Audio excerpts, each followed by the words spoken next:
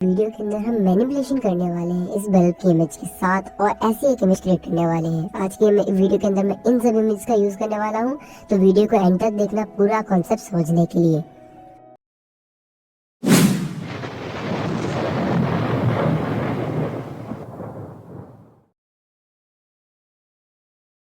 Starting में मैं healing brush tool लेता हूँ और बीच वाला जो ये पार्ट है ना, इसको पहले मैं रिमूव कर देता हूँ, क्योंकि ये चीज डिस्टर्ब करेगी। बीच में जब फिशेज वगैरह रखने वाला हूँ या जो सी पार्ट होगा उसके अंदर ये चीज मेरे को लगता है कि डिस्टर्ब कर सकती है, तो मैं ये वाले पार्ट को रिमूव कर देता हूँ अच्छे से। और एज वेल एज जैसे कि मैं देख पा रहा हूँ कि बल्ब के ऊपर की साइड एक छोटा सा प्रिंट लगा हुआ है, स्टैंप लगा हुआ है किसी कंपनी का, उसको मैं रिमूव कर दूंगा। पहले मैं इस वाले पार्ट को अच्छे से हटा देता हूँ। और यहाँ पे एक छोटा सा स्पॉट भी है, इसको भी हम यहाँ पे हटा देते हैं। जैसे कि टूल का नाम ही है स्पॉट हीलिंग ब्रश टूल, तो ये स्पॉट्स हटाने के लिए ही हम यूज में लाते हैं। ठीक है, अब यहाँ पे भी बेसिकली कुछ यहाँ पे दाग वगैरह है, मैं एकदम तो रिमूव तो नहीं करूँगा, लेकिन यहाँ पे मैं फोटो को नेचुरल भी रखना चाहता हूँ और जितना मैं क्लियर रखूँ अपने बल्ब की शेप को और उसके आसपास के एलिमेंट्स को, मैं उतना क्लियर भी उस चीज़ को करूँगा।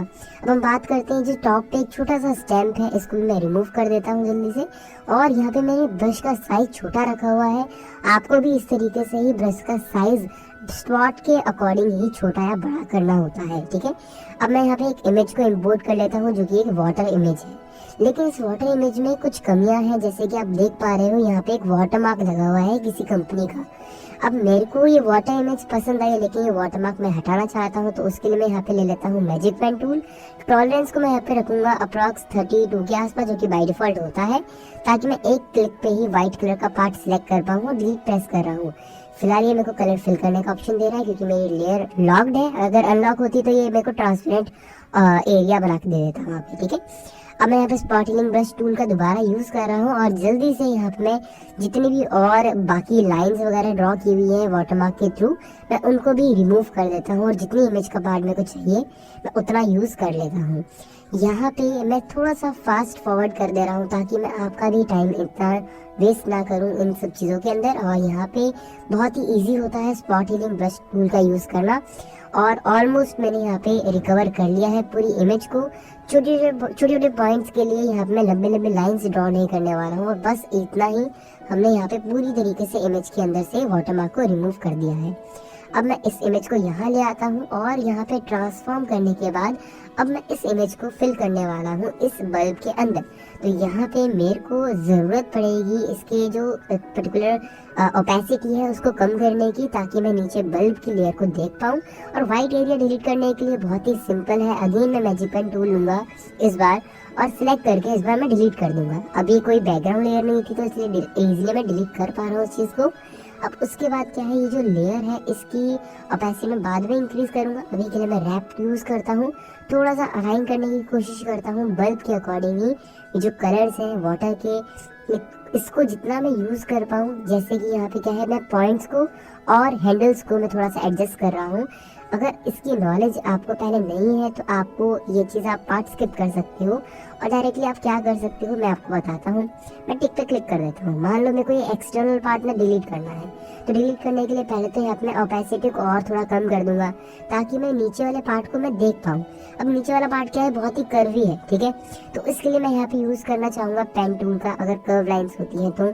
अदरवाइज हम स्ट्रेट लाइन को यहाँ पे पॉलीगोनल लासो टूल के थ्रू भी हटा सकते थे। अब मैं यहाँ पे जस्ट ट्रेस कर लेता हूँ, इस लाइन को क्लिक करना होता है, हल्का सा आपको ड्रैग करना होता है, कर्व के अकॉर्डिंग ही आपको यहाँ पे चलना होता है। ठीक है, तो इस वाले पार्ट को भी मैं यहाँ पे सिंपल क्लिक कर रहा हूँ और यहाँ पे जस्ट मैं इसी तरीके से स्ट्रेच कर रहा हूँ पूरे यहाँ पे बल्ब की शेप को यहाँ पे ट्रेस कर लेता हूँ और इसको थोड़ा सा फास्ट फॉरवर्ड कर देता हूँ, ताकि आपका भी टाइम इतना वेस्ट ना हो। क्लियर इतना? ओके, तो यहाँ पे क्या है, सिंपल इस तरीके से यहाँ पे मैंने पूरा ट्रेस कर लिया है ऑलमोस्ट। ऊपर वाली शेप के लिए मेरे को यहाँ पे जरूरत नहीं है, ऊपर की तरफ वाटर लेयर है ही नहीं, तो यहाँ पे मैं एक रफ लेयर ही बना लेता हूँ। इसके बाद बारी आती है यहाँ पे सिंपल सिलेक्शन में कन्वर्ट करने की। पूरा सर्किट क्लोज करने के बाद ही आप यहाँ पे ये प्रोसेस करना, कंट्रोल एंटर प्रेस करना, ताकि आप इसको सिलेक्शन में कन्वर्ट कर पाओ। अब मैं चाहता हूँ कि बाहर वाला एरिया मैं सिलेक्ट करूँ, और उसके लिए मैं यहाँ पे यूज करूंगा कंट्रोल शिफ्ट आई इन्वर्स करने के लिए। अब मैं बाहर वाला एरिया सिलेक्टेड है मेरा, अंदर वाला एरिया सिलेक्टेड नहीं है। अब मैं बहुत ही आसानी से इरेजर टूल ले सकता हूँ और बाहर का एरिया मैं यहाँ पे डिलीट कर सकता हूँ। जैसे जैसे यहाँ पे मैं थोड़ा सा फ्लो इसका इंक्रीज कर देता हूँ, और अप्रॉक्स इस तरीके से यहाँ पे मैं बहुत ही इजीली उतनी कर्व लाइन से, देखो मेरे को अब ध्यान भी नहीं देना पड़ेगा, ज़्यादा जूम भी नहीं करना पड़ेगा इमेज को। मैं बहुत ही इजीली उस तरीके से यहाँ पे मैं इमेज को मैंने इरेज कर दिया है। इस बार यहाँ पे टाइम है इसकी ओपेसिटी इंक्रीज करने का, और यहाँ पे जो इसका यहाँ पे मोड मैंने चेंज किया है वो यहाँ पे मैंने लाइनियर बर्न रखा है, ताकि वो इमेज के साथ थोड़ा ब्लेंड हो जाए। ब्लेंडिंग ऑप्शंस होते हैं। उसके बाद मैं अब लाता हूँ इमेजेस को जिसके अंदर मेरे पास फिशेस है। अब मैं एक एक करके हर एक फिश को लगाता हूँ यहाँ पर, और एक रफ पॉलीगोनल सिलेक्शन ले लेता हूँ, और यहाँ पे सिलेक्शन ड्रॉ करने के बाद मूव टूल लेके इसको मैं उस इमेज पे ले जाता हूँ। इमेज को यहाँ पे रखने के बाद मैं इसका जो मोड है वो डार्कन कर दूंगा, और डार्कन करने से क्या होता है, वाइट एरिया हमारे हट जाते हैं और सिर्फ कलर वाले एरिया ही रह जाते हैं। ये करने से होगा क्या कि फिश के कलर्स ऐसे रहेंगे कि जैसे कि वो वाटर के अंदर है, ना कि एक एडिशनली इमेज लगाई हुई है। इसी तरीके से मैं दूसरी इमेज को भी ले आता हूँ और इसको भी उसी तरीके से मूव करता हूँ, और यहाँ पे मैंने पेस्ट कर दिया। अब मैं थोड़ा सा एडजस्टमेंट करूंगा, अगेन यहाँ पे डार्कन मोड इसका मैं रखूंगा, और इसको इस तरीके से यहाँ पे मैं ट्रांसफॉर्म कंट्रोल टी करके कर रहा हूँ, और यहाँ पे कुछ काइंड ऑफ इस तरीके से मैं इसको प्लेस करवा देता हूँ। और यहाँ पे क्या है, सिंबल तीसरी वाली फिश को भी हम ले आते हैं, लेकिन इस फिश के साथ हम थोड़ा सा अलग प्रोसेस रखेंगे। और यहाँ पे मैं इसको क्या करूँगा, सिंपल आधी फिश को पानी की लेयर से ऊपर रखूंगा, आधी फिश को नीचे की तरफ। यहाँ मैं कुछ सिलेक्शन टूल लेता हूँ, मैजिकन टूल लिया मैंने, और बैकग्राउंड इसका डिलीट कर दिया।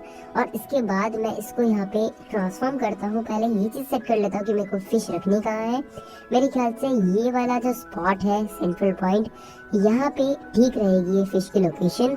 और मैं इस फिश को यहाँ पे आधा पानी में आधा ऊपर की साइड रखने वाला हूँ। तो इसके लिए मैं एक लेयर की कॉपी बना लूंगा कंट्रोल जे करते हुए। अब मैं यहाँ पे प्रेस करता हूँ कंट्रोल जे, इसकी कॉपी बन गई है। नीचे वाली लेयर को पहले मैं दिखाता हूँ, नीचे वाली लेयर के मोड को मैं चेंज करके डार्कन कर दूंगा, और ऊपर वाली लेयर को मैं नॉर्मल ही रखूंगा। अब ऊपर वाली लेयर को मैं सिलेक्ट करूंगा, ब्रश टूल ले लेता हूँ, इरेजर टूल ले लेता हूँ मैं पहले, और ऊपर वाली लेयर को मैंने जस्ट सिलेक्ट किया और जस्ट शार्प यहाँ पे मैंने इरेज इस तरीके से कर दिया। अब इससे क्या हो रहा है कि यहाँ पे मेरी जो लेयर की नीचे वाली इमेज है, मतलब नीचे वाली जो लेयर है वो यहाँ पे वाटर के अंदर लग रही है, और ऊपर वाली लेयर यहाँ पे वाटर के बाहर लग रही है। उसके अंदर मैंने डार्कन इफेक्ट यहाँ पे नहीं रखा है। इस मूव टूल के थ्रू यहाँ पे मैं एक और लेयर ले लेता हूँ जिसके अंदर स्पार्कल्स मैंने रखे हुए हैं। ये लेयर थोड़ी सी बड़ी है, इसलिए मेरे को यहाँ पे कंट्रोल टी करके यहाँ पे मेरे को इसको छोटा करना पड़ेगा, और यहाँ पे जितना मेरे को यहाँ पे इसके रिकॉर्डिंग काम है मैं उतनी लेयर को यहाँ पे सेट कर लेता हूँ पहले। और उसके बाद इसके मोड को भी मैं यहाँ पे चेंज कर दूंगा, स्क्रीन मोड, या फिर यहाँ पे मैं लाइनियर डॉज मोड यहाँ पे मैं रख सकता हूँ इसको। यहाँ पे मैं सिलेक्ट कर लेता हूँ लाइनियर डॉज, ये मेरे ख्याल से बेस्ट रहेगा। और जो एक्सटर्नल पार्ट है इस लेयर का मैं उसको इरेज कर देता हूँ। नॉर्मल इरेजर टूल लेंगे, सॉफ्ट उसके एजेस आपको रखने पड़ेंगे, अदरवाइज ये शार्पली काम करेगा। मैं एजेस को एकदम हार्डनेस को 0 कर देता हूँ ताकि मैं सॉफ्टली इरेज कर पाऊँ हर एक पार्ट को। अब इरेज करने के बाद ऑलमोस्ट काफी अच्छा ये लुक दे रही है स्पार्कल्स, जो कि वाटर के अंदर यहाँ पे होते ही हैं। ठीक है, सन रेज वगैरह जब पड़ती है तो इस तरीके से वो दिखते हैं, ऐसे दिख रहा है ये बेसिकली, और काफी अच्छा है। यहाँ पे ओपेसिटी में थोड़ी सी कम रख दूंगा, और यहाँ पे एक रिफ्लेक्शन बनाने के लिए मैंने यहाँ पे कंट्रोल ऑल्ट शिफ्ट ई करके मर्ज कर दिया सभी लेयर्स को। और यहाँ पे मैं कंट्रोल टी यूज करता हूँ, राइट क्लिक करके, देखिए पहली चीज तो ये देखो इसकी कॉपी बन गई है। राइट क्लिक करके मैं इसको कर रहा हूँ फ्लिप वर्टिकल, और मैं इसको कुछ इस तरीके से यहाँ पे अलाइन कर देता हूँ। ये जो लेयर मैंने बनाई है ना, ये रिफ्लेक्शन के लिए है, तो यहाँ पे मैं इसका अपर पार्ट डिलीट कर दूंगा, कुछ अप्रॉक्स इतना। मैं बल्ब तक ही यहाँ पे इसको सिलेक्ट करता हूँ जस्ट, और इस पार्ट को मैं डिलीट पे क्लिक करके डिलीट कर देता हूँ। अब उसके बाद क्या है, यहाँ पे नीचे वाली लेयर के अंदर हम और थोड़ी बहुत इरेज करेंगे चीज़ों को। जैसे कि यहाँ पे क्या है, एकदम इस तरीके से मैं सॉफ्ट ब्रश लेता हूँ, सॉफ्ट इरेजर लेता हूँ, और यहाँ पे जो इसकी एजेस है ना, मैं उसको इरेज कर देता हूँ जितनी रिक्वायरमेंट नहीं है। जितनी मेरे को रिफ्लेक्शन चाहिए मैं उतना ही रिफ्लेक्शन यहाँ पे रखूँगा, ठीक है। और यहाँ पे क्या है, सिंपल, अब यहाँ पे क्या हो रहा है, बल्ब ना एक दूसरे को ओवरलैप कर रही है दोनों लेयर्स। मैं चाहता हूँ कि जो मेरी मेन लेयर है ना उसी का बल्ब शो हो, तो मैं ओपेसिटी कम करूँगा और उतने पार्ट को इरेज कर दूंगा रिफ्लेक्शन वाली लेयर में से, ठीक है। तो ऐसा लगेगा कि रिफ्लेक्शन उसके नीचे है, ना कि उसको ओवरलैप नहीं कर रहा है, ठीक है। मेरे ख्याल से इतना सही है, इतना इनफ है, मोर देन इनफ है। और उसके बाद मैं यहाँ पे ऐड करता हूँ, अब यहाँ पे थोड़ी सी शेडोज के रिगार्डिंग हम काम कर लेते हैं, ताकि ऐसा लगे ये इंटरेक्ट कर रहा है बीच में नीचे की तरफ, ये कोई ना कोई एक सरफेस है, ये फ्लोट नहीं कर रहा है। यहाँ पे जो बल्ब का एंडिंग पॉइंट है ना, जहाँ पे वो ग्राउंड को टच कर रहा है, वहाँ पे मैं यहाँ पे इस तरीके की शेडोज क्रिएट कर देता हूँ। और जैसे कि आप देख पा रहे हो, मैंने यहाँ पे ब्रश के साइज को थोड़ा सा कस्टमाइज किया है, और यहाँ पे एनवायरनमेंट के अकॉर्डिंग ही यहाँ पे मैं फिल कर दे रहा हूँ। जस्ट एक ब्लैक कलर का शेडो मैं यहाँ पे एडजस्ट ऐड ऑन कर दे रहा हूँ। फ्लो और ओपेसिटी के बीच में आपको कॉम्बिनेशन बना के रखना है, ताकि आप अपने रिक्वायरमेंट के अकॉर्डिंग ही जहाँ जहाँ आपको शेडो चाहिए वहीं पे आप ऐड कर सको। ये देखो बिफोर एंड आफ्टर, ये काफ़ी अच्छा इफेक्ट दे रहा है, और ऐसा रियली में लग रहा है कि यहाँ पे जो बल्ब है वो नीचे की तरफ है।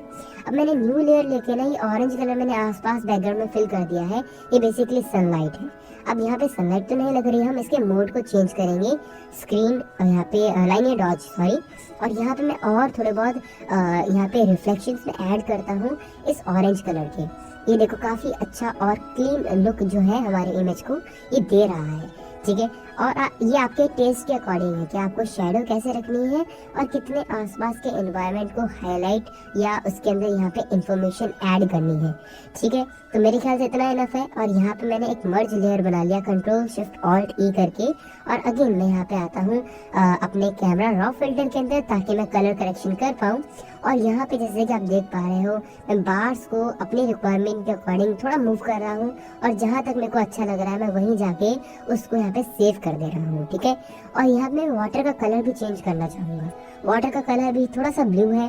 सी के अंदर क्या होता है कि थोड़ा सा सियान काइंड ऑफ यहाँ पे टोन होता है, तो उसको मैं चेंज कर दूंगा। और जैसे कि आप देख पा रहे हो, यहाँ पे जो नॉइज है उसको भी हमने फिक्स कर लिया है इस कैमरा रॉ फिल्टर के थ्रू।